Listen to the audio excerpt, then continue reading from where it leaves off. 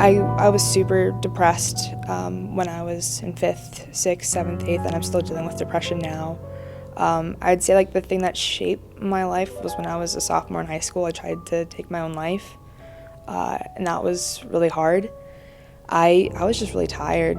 I literally, like everything, I wanted my parents to love me and just to stop and to like accept everything that was like happening. I felt alone. And like I couldn't talk to anyone because no one got where I was coming from. And I didn't have any family near me. So, it was just hard. I felt lonely all the time. And luckily, I mean, I didn't die, but I remember like really being like, I don't care anymore. Like marching band was like my saving grace freshman year of high school, and I had wonderful friends, but sometimes that doesn't take away all the pain that you're dealing with, you know, at home. So I just wanted it to be over. Yeah, so that changed my life.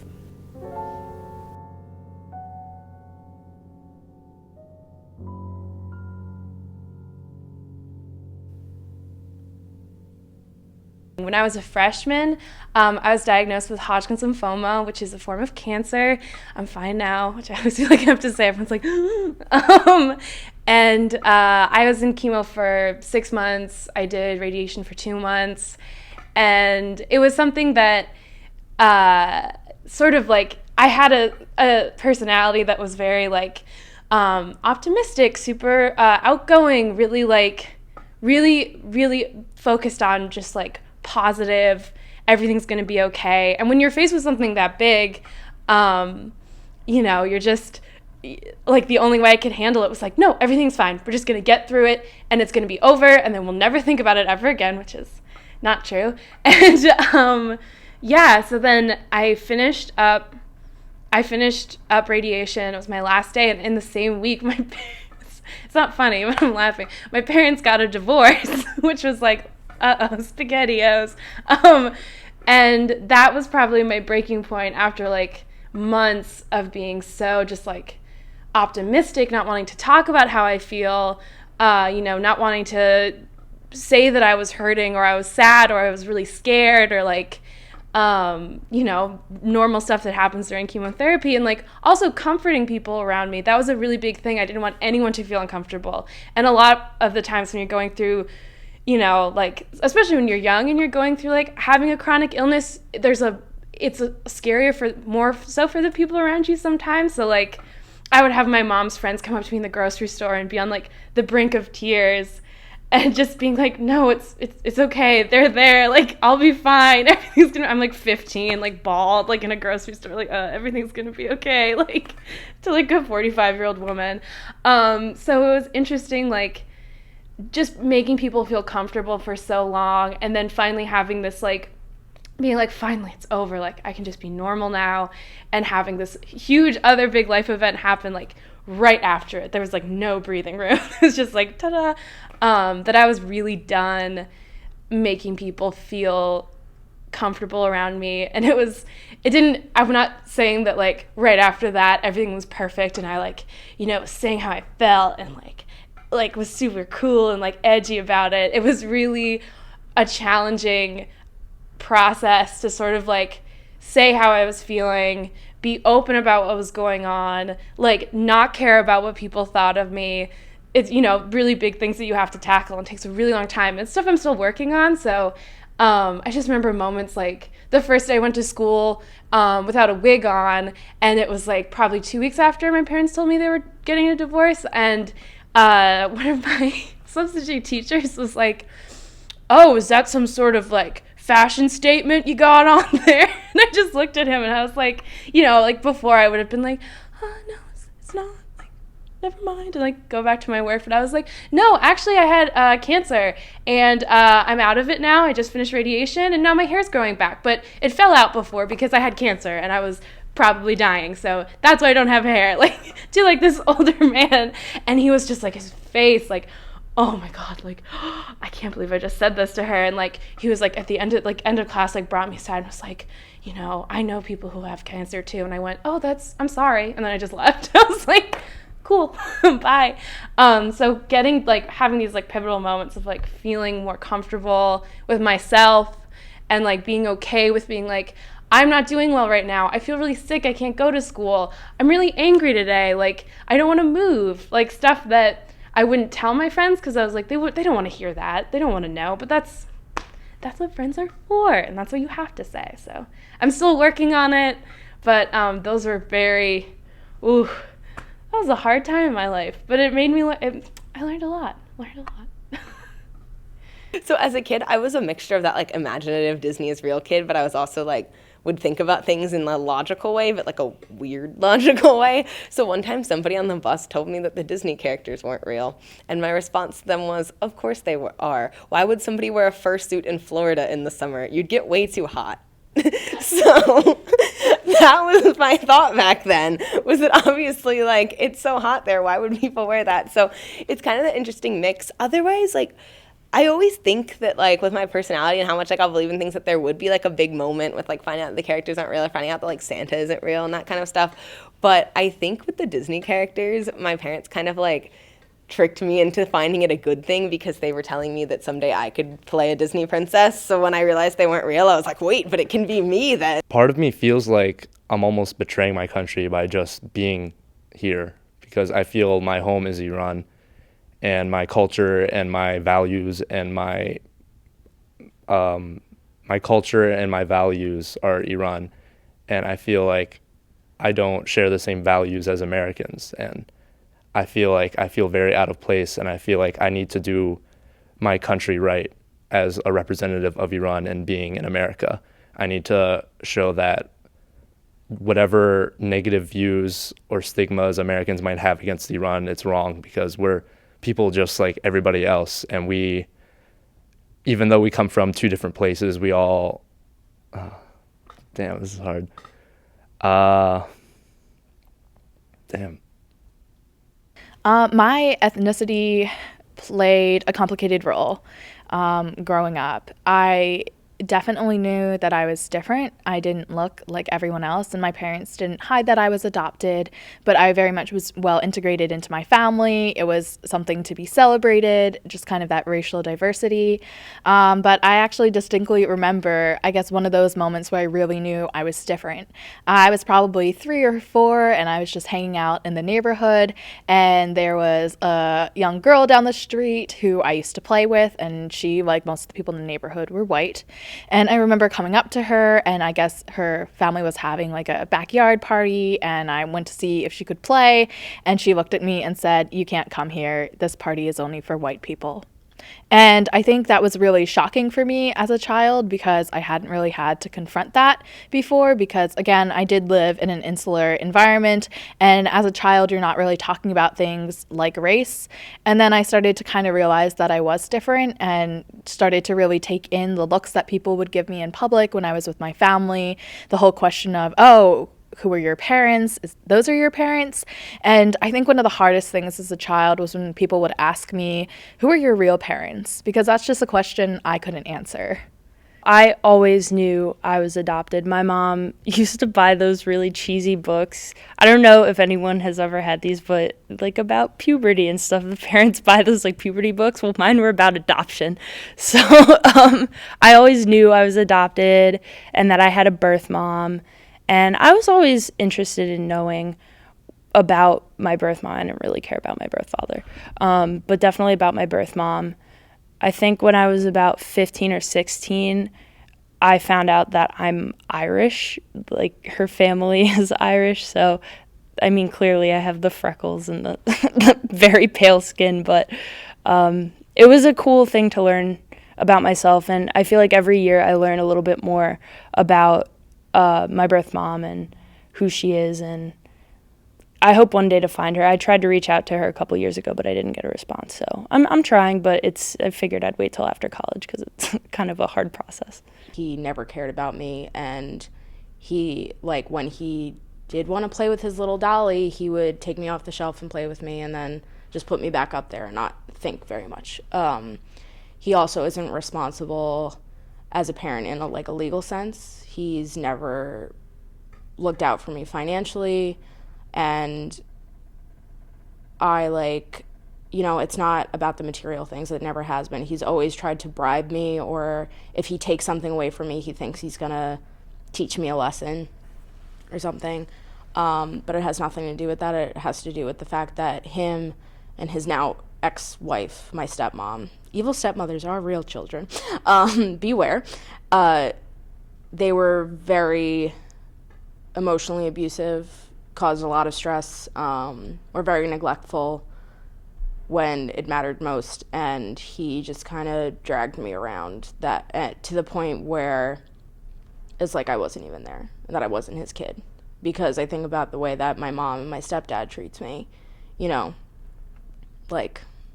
I didn't ask to be born, you brought me here. And even my stepdad, who, didn't necessarily bring me into this world, he takes responsibility for me and makes sure that I'm okay and that everything is how it should be, and concerning themselves with my having a happy childhood and then turning into a well-adjusted adult. This always catches people off guard.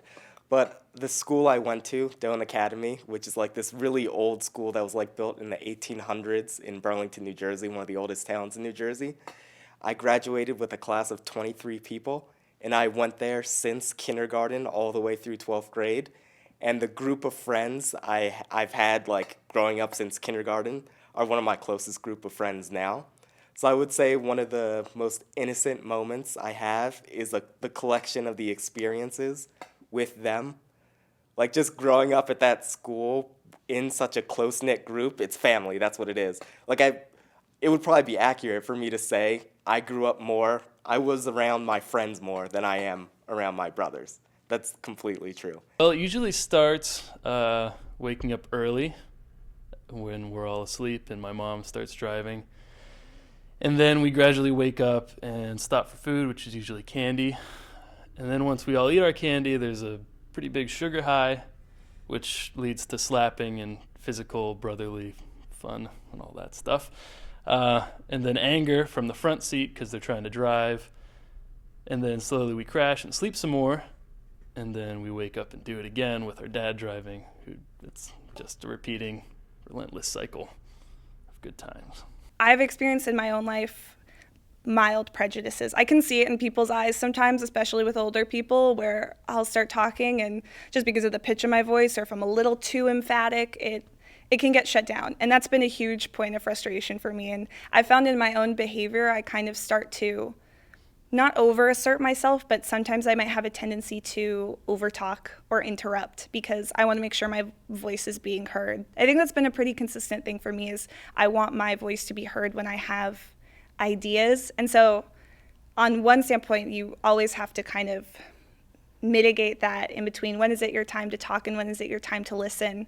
And at the same point, when it is my turn to talk, I want to make sure that people are listening and I want to make sure that no one sees me for what I might look like or not look like, but rather my ideas. And so my hope is that if I have enough conversations in the backseat of my car with my grandpa, if he can listen to me and if he can work past any natural prejudice that's built up over time, then that'll also help me kind of gain a more technical ability to facilitate conversations between people.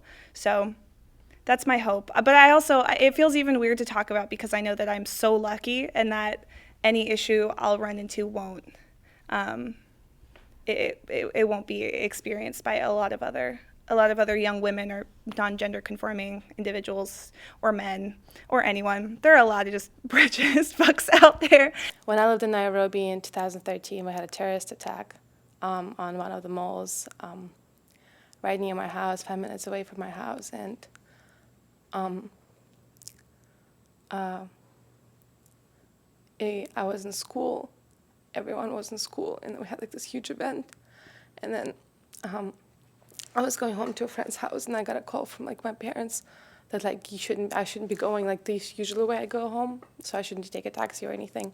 So I stayed at her place, and So the terrorist group from another country attacked the mall, and a lot of people were seized for like 3 days, and a lot of people died, like 60, no, I think 70 something people died in the mall. And then for 5 days, everyone was stranded because no one wanted to go outside in case like something else happened, because like usually, like they do like one attack and then there's like a secondary or something else again. So we were stranded in my house for like 5 days, and since I lived right near the mall, there were like a bunch of helicopters that were like going in the morning and the evening, trying to get the terrorist group out of the mall. And then this woman was like twittering her experience while she was there hiding, and then one of my classmates' mother died and his sister died as well. And then I don't think I was ever the same after like that week. And going every day, like passing that mall, ever since now they rebuilt it. Now it's like a mall again, and everything is fine. But like how fleeting the moment is, and like whenever I do something that I know I shouldn't be doing, I say something to a person that is mean, or I talk to my mother not the way I should be talking to her, I'll think back on it, and like I just think about it. Like right now, everything is good, but in the moment, everything could just like change. And so I think that was a very big defining moment in the way I treat people, and the way I treat the world, and the way I treat myself. And like every day I wake up and I'm like, okay, so did I do everything I wanted to do today in terms of like, not like schoolwork, but like, was I good to myself, and was I good to the people around me? And then sometimes I say no, and sometimes I say yes, and then I try to be a better person the next day, I guess. But yeah, it was horrible, and then I wouldn't wish this on anyone else, like what happened in that city and how it shaped a lot of people in that city. Yeah. So there was this girl in my high school whose name is Erica Chang, and I fell in love with her throughout sophomore year, but I was so shy. It was the first time I ever cared about anyone in that extent. And throughout all sophomore year, we were in marching band together. I talked to her occasionally, but I was so shy around her. And finally, junior year happened. She asked me out to homecoming. I thought it was finally, I have that typical American, what you see in the movies, like going to homecoming and you fall in love afterwards. I was so innocent. And then I asked her out the next day, and she said, basically said no, but kind of in like this vague way of not actually no. And it took me until the end of senior year to realize that she meant no. So it was like she started like liking my other friends, and it was like this giant 2-year excursion of me like thinking it could happen, but then realizing that it didn't happen at the end. And I was in love with her, man. That was tough.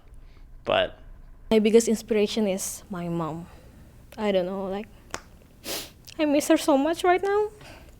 I haven't seen her it's only been like 4 months, but she always calls me at night. I feel like I'm here because of her help, because she always know how to get what she wants. She's like a really, really, really strong woman, and like she always gets her way. And like I feel like, I don't know, she always tried her hardest to makes me happy, and I feel like I haven't really got back to her. I feel like I should. I wanted to be like my mom. She's everything to me. A big thing after I tried to kill myself was, well, the experience within itself. Like, I was very depressed, and I had been seeing a therapist for a long time by myself, as well as a family counselor for family problems. And so I used to cut myself to just feel like I was in control of something, and it's a gross, unhealthy habit. And I haven't done it since high school, and I'm really proud of myself for that. I don't feel like I need to do that, and I think it's not a good thing. The experience of being in the hospital, like basically I took over 100 pills of Tylenol because I was like, I'm done, and having to like throw that up in the ambulance and at the hospital, and people looking at me and judging me for that. I felt so disappointed in myself afterwards. It was almost like, kind of like when you pause a movie, and you think, oh, like what's gonna happen? Like, you know, are they really gonna do this? Like, what are they thinking? And for the first time in my life, I felt like I was gone. And I remember like throwing up and nothing coming out, because basically like they pump your stomach to get the chemicals out of your system. And they were like, the doctor was like, there's no way, like I was throwing up and nothing was coming out. And they were like, either your body's gonna process it or it's gonna shut down, and there's nothing we can do about it. So they transferred me, and just dealing with that and actually like not knowing whether I was gonna be okay was a lot. And during that situation, being in this room full of nurses and seeing my two parents in the corner still fighting and blaming each other, I think was the turning point for me. I realized that I could no longer wait for them to realize that I was the child and I needed them. I needed to be there for myself. So I said, you know what? I don't need necessarily my friends that are also in high school to baby me. I don't need my parents to baby me. I need to take care of myself, and I need to do what's best for me. And so they put me on medication, and it took a while to figure out the right medication. But, you know, I eventually got into a really good place, and I did therapy, and I ended up leaving band, but I found more or less things that made me happy, and I like to write a lot. I think what stopped me from doing it again was just the fact that experience itself was so terrible, and sort of like, I'm so lucky. Like, and when it was all said and done, they were like, we don't know how you survived. I actually ended up having to go to the hospital a month after that event, a few months after, because I had hurt myself. And the nurses were like, one of the nurses recognized me, and they were like, oh, whoa, like, you're okay. Which was really sketchy for me, because I was like, oh, you thought I died. It just made me realize that I have to take responsibility for myself. I can't rely on other people all the time.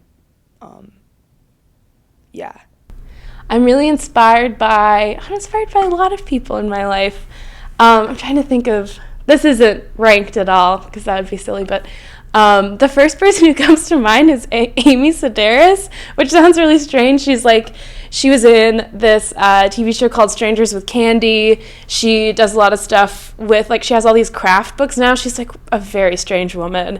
And in the show, she plays this like 40-year-old who goes back to high school to finish high school, and she's wearing these like crazy clothes. Like, she's like padded in this really weird way. Her eyes are super wonky, and like her voice is really high, and like that sort of, you know, disruption like of like what's normal and what's not, like making people feel comfortable around you. Like, she didn't care, and she was just kind of like this whole character, like Jerry Blank, was just like, I've got something to say. That's what she always said at the end of a show, and I used to watch that all the time, and I was like, yeah, I've got something to say too.